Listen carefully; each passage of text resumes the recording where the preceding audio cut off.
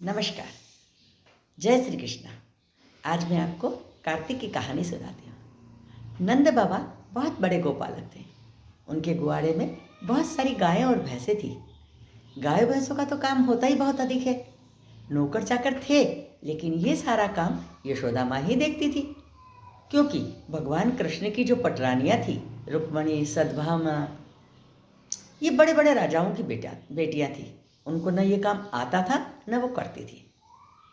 एक दिन यशोदा माँ बहुत थक गई तो भगवान से बोली, लाला, अब मेरी उम्र हो गई है, मैं थक जाती हूँ, और तू ये महारानियाँ ले आया है, ये तो कोई काम करती ही नहीं है। भगवान हंसकर बोले कि माँ, जहाँ इतनी रानियाँ हैं वहाँ एक तू अपने पसंद की ले आ। बस यशोदा माँ को यही चाहिए था। उन्होंने अपने नाते रिश्तेदार, जान पहचान वाले सबको एक अच्छी सी लड़की के लिए बोल दिया। बहुत लोगों ने रिश्ते बताए, लेकिन यशोदा माँ को तो सुनकर ही पसंद नहीं आते।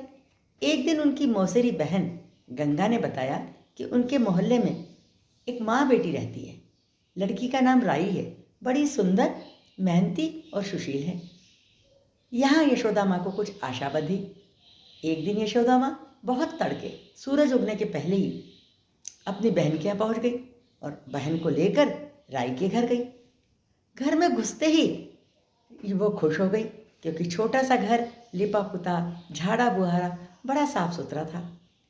बाहर तुलसी के चौरे में दीपक जल रहा था। अंदर से पूजा की घंटी की आवाज़ आ रही थी। जैसे ही दोनों बहनों को देखा, राई की माँ ने हाथ जोड़कर उन्हें प्रेम से बिठाया।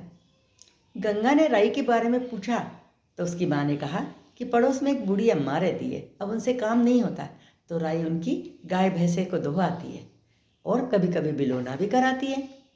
अब तो यशोदा माँ और खुश हो गई। थोड़ी देर में राई आई। अनजान लोगों को देखकर उसने सिर पे पल्लू रखकर पैर छुए और अंदर जाके गरम गरम दूध ले आई। यशोदा माँ ने उसे पास बिठाया और पूछा, तुझे गाय पसंद है? राई तो कुछ नहीं बोली, पर उसकी माँ बोली, अरे पूरी मोहल्ले की गाय इसकी आवाज़ को पहचानती है। अब तो यशोदा जी से रहा ही नहीं गया। उन्होंने तुरंत कांचली में से चांदी का सिक्का निकाला और राई के हाथ में देते हुए कहा कि आज से राई हमारी हुई।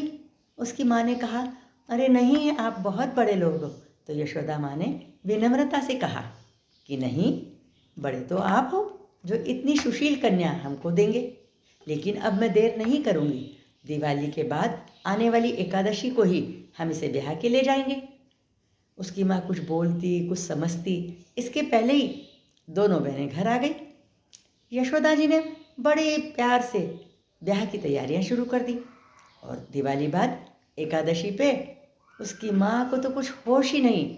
खूब धूमधाम, खूब रोशनी और बाजे गाजे से भगवान आए और राई को ब्याह के ले गए।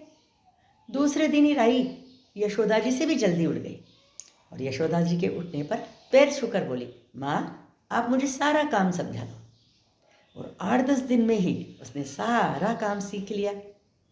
माँ को तो पलंग पे बिठाकर गरम गरम दूध देती और भगवान और रुक्मणी जी जब बान बिहार से आते तो उनके लिए गरम गरम भोजन तैयार रखती। वो कहते हैं ना कि काम प्यारा है, चाम नहीं। यशोदा माँ को सबसे ज़्यादा प्यारी राई लगने लगी। दोनों सासू बहू दोपहर में बैठ के बातें करती।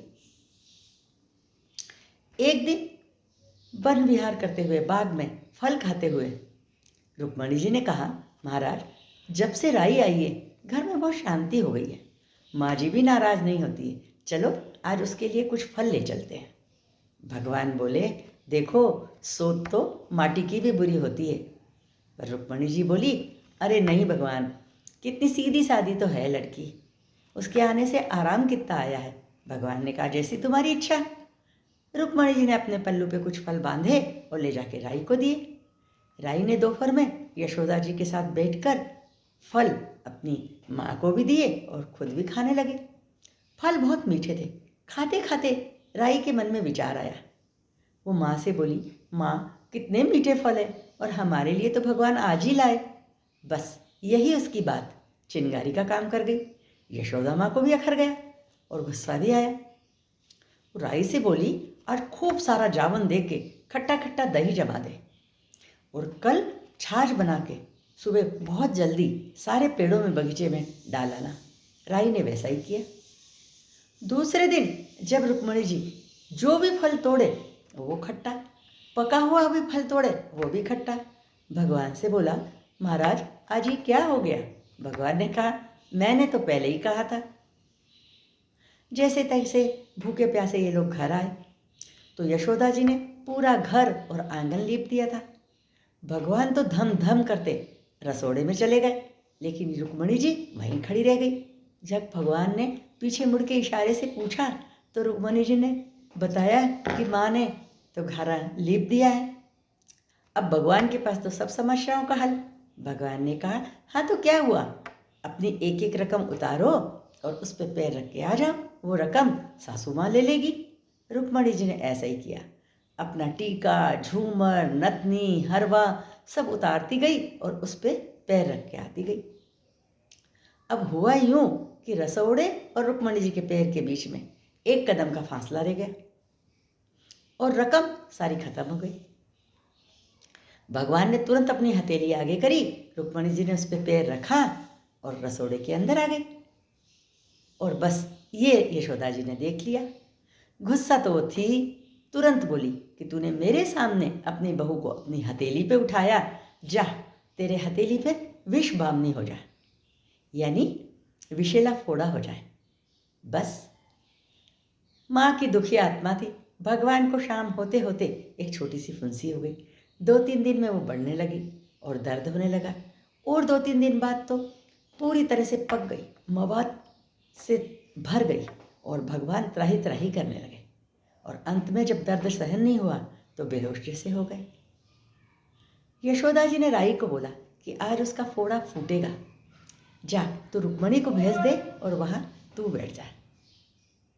राई ने ऐसा ही किया। जाकर बोली, जीजी आप बहुत थक गए हो, आज आप बैठो, नहाओ धो और खाओ पी लो, मैं बैठती हूँ। जैसे ही रुक्मणी जी गई और राई बैठी, थोड़ी देर में भगवान का फोड़ा फूट गया। मवाद निकलते ही भगवान को शांति आई।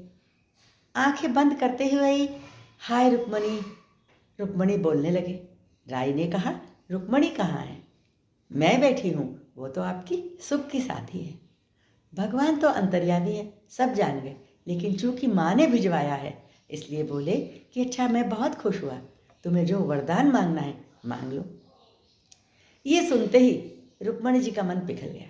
उसने हाथ जोड़ के कहा कि भगवान पहले तो मुझे माफ़ करो, मैंने आपके और रुक्मणी जी के लिए मन में दुर्भाव लाए, मेरे मन में खराब विचार आए, लेकिन फिर भी मैं ये चाहती हूँ कि 12 महीने चाहे आप रुक्मणी जी सत्यभामा के साथ रहे, लेकिन कार्तिक का 1 महीना आपका नाम मेरे नाम के साथ जुड़े और आपका नाम वो हो जो आपकी माँ ने आपको जब बांधा था रस्सी से, वो रखा था। जब यशोदा जी ने भगवान को रस्सी से बांधा था तो उनका नाम दामोदर रखा था, तो वो नाम मेरे नाम के साथ जुड़े। कार्तिक के महीने में लोग राई दामोदर की पूजा करें और जो पूजा करें उन्हें उनके मानसिक और शारीरिक दोनों पापों से छुटकारा मिले। इसलिए पूरे 11 महीने भगवान का नाम रुक्मणी विट्ठल राधा कृष्ण जुड़ता है, लेकिन कार्तिक के महीने में लोग राई दामोदर की पूजा करते हैं और राई दामोदर के नाम से ही भगवान को जाना जाता है।